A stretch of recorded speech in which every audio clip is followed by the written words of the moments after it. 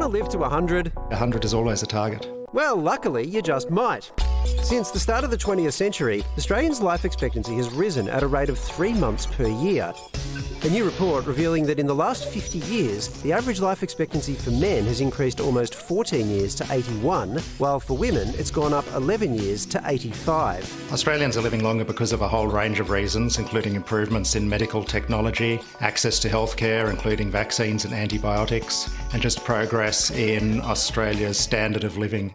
100 came and 100 went, and I'm still here. That's centenarian Joan Delaney. Born in 1923, she celebrated her 100th birthday in April. It just feels great. I'm lucky to be alive, so why wouldn't I be pleased? Joan's lived through a world war, 2 pandemics, the moon landing and 10 Fast and the Furious films. Time to unleash the beast. But she isn't keen on reaching the super centenarian status of 110. I've had a good life, a happy one. I wouldn't like to live forever if I was gaga and didn't know what was going on, because that's not living. Luckily for Joan, even though we're living longer than ever before, the number making it to 110 and beyond hasn't really shifted. It really seems like there might be some sort of hard limit to how long people can live. But not all countries follow the same trend. In Japan, which has one of the world's highest life expectancies, the number of supercentenarians grew from 22 to 146 in the decade leading up to 2015, despite the overall population falling. There certainly are people who think that one day we will somehow hack our biological processes and live 150 or 200 years, but nothing in the current data suggests that that's happening. So while our quest for immortality continues, maybe Joan's got some tips for a long and happy life. It's not my forte to give people advice, because they probably wouldn't listen to it anyway. Well, Professor Briony Dow is Director at the National Ageing Research Institute. Briony, I'm tired now. If we're all going to live longer, how is that going to change society? Well, I think it's going to change it in lots of ways. I've actually just returned from Japan, and it's like you get a bit of a preview as to what an older society might look like there. And you do see a lot of older people and a lot less children around. But also what you see is older people contributing in a whole range of ways. So particularly in the tourist areas, I saw older people with their second careers, running guest houses and things like that. So there's a whole range of ways in which we're going to see older people much more visibly contributing in a range of ways in society. Briony, there's parts of the world that have have a very aged population, you know, Japan, as you said, and Italy's similar. But what they don't have that we seem to have is an aged care system that's already in crisis. So what would it look like in Australia, for instance, in another 2 or 3 decades?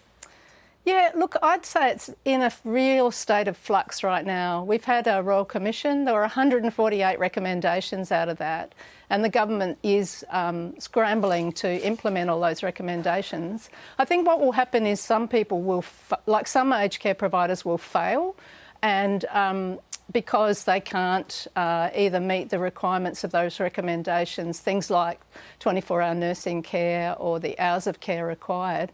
But I think we'll also see a lot of innovation as well. And what I'd like to see in 2 to 3 decades is older people allowed to take a lot more risks, have a lot more fun, and have aged care much better integrated with the community. I think at the moment we wrap old people in cotton wool. Briony, is there a limit to this? So we talk as though we think science and technology will just conquer everything. There are no borders with this, it's only frontiers. But is there a point on average where the human body will just tap out no matter what we do?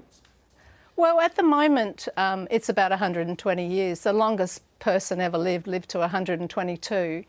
But when you think about what people die of, they die of dementia, they still die of strokes, cancer, things like that. You might get some medical breakthroughs that change that end point. But, you know, I'm not sure that we're going to see that anytime soon. It seems like almost that there's 2 pathways to ageing. What do we all have to do to be like the old billionaires? who are having, you know, their 5th wedding when they're 90? Do we need to be taking peptides and are there sort of supplements, drinking fetal blood? Like, what's going to be available to us, Briony? The tears of dolphins, Kate. Yes. I'm sure there's lots of snake oil out there. But first we'd have to become billionaires. So, you know, that might be a challenge. The other thing we'd have to do is become male, I think, Kate. I don't think that's... that's true. Where are that's the an old avenue. lady Where are the billionaires? 90-year-old ladies getting married to young, you know, Yeah, right. toy boys? Well, I'm available, you know, if there's one out there. Professor Briony Dow, thanks for your time. That's a pleasure. How long do you want to live to? Yeah. Whenever. Really? Relaxed about it. Are you? What, you're not any time you're okay with? Yeah.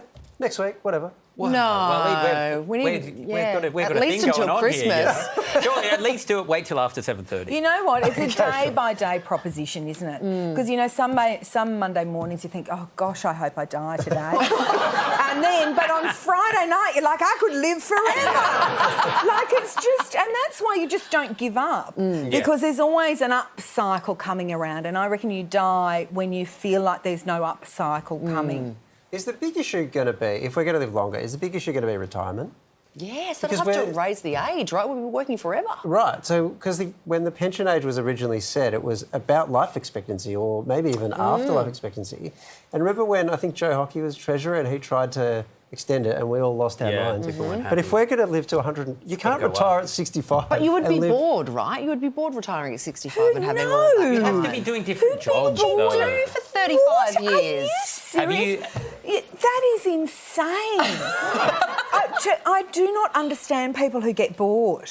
But what would you do? How would you eat every day? Hang out with me every day. Yeah, that would be fun. You know what I mean? It's just like there's so much to see and enjoy. You get the free pension ticket on the train. Oh, okay. You'd love it. Kate likes free stuff.